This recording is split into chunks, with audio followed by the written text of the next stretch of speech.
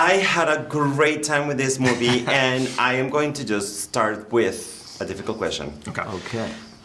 This movie is about emotions. It's a horror film, but it's about emotions. And my question is if you believe that grief is the genesis of faith.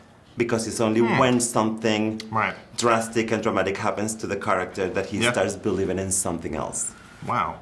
You know, I have a cat, and he almost died once. And, you know, and I was going through a phase, you know, where I was just like, no, you know, like, you know, I always have faith. But I mean, like, I remember I was in the waiting room of the vet, and they said he's not going to survive the night, you know, and I prayed.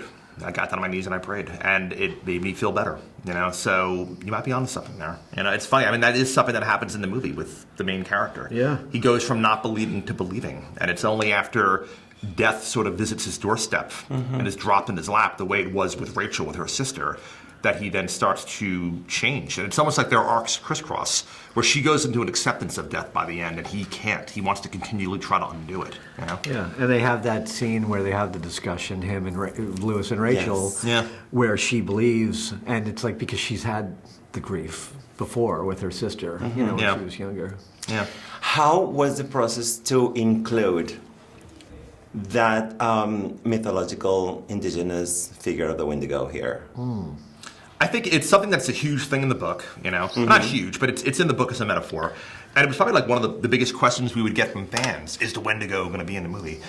And so we liked the idea of using the Wendigo as a metaphor, like, but at the same time, though, feeling the presence of something in the woods without ever overtly showing something, you know? So a lot of it is ambiguous, and it's there for interpretation, you know. But to us, if you study the history of the Wendigo and what it means, you know, Stephen King sort of had his own version for it in the book, you know. So there's a lot to unpack there. You can make an entire movie just about the Wendigo. Yeah. So for us, it was really just about building upon the folklore and building upon the metaphor of this is an entity that appears when things are going bad, you know. It's a corrupter. It's something that corrupts. And the whole movie really is about people that are becoming corrupted by their own grief. So having that entity be present in the movie was sort of a way to visualize that without overtly seeing it, you know. It's to have that extra supernatural element that represents that. There are many elements that you take and change here, and you play with us as the audience, and it's so refreshing to see that. How much fun was to do that and to prove it in front of an audience last night?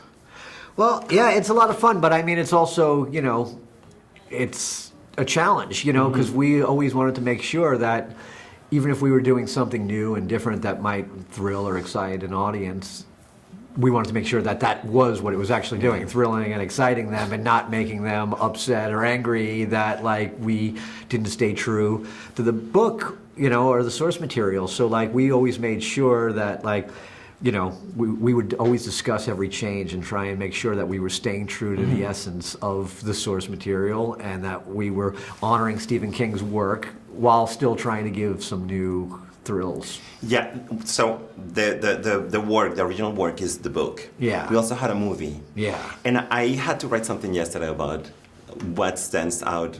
And to me, that movie is super dramatic, but this one is pure horror.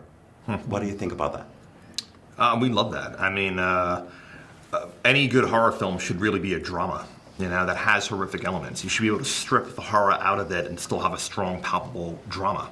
And at the heart of the film, that really is what it's about. It's about a parent losing a child, and that's the most horrific thing we could possibly imagine. So really, really nailing those emotions and that psychology, I think, is why you're saying that. You know, I think that was a big aim of ours. So, thank you. Yeah. Thank you.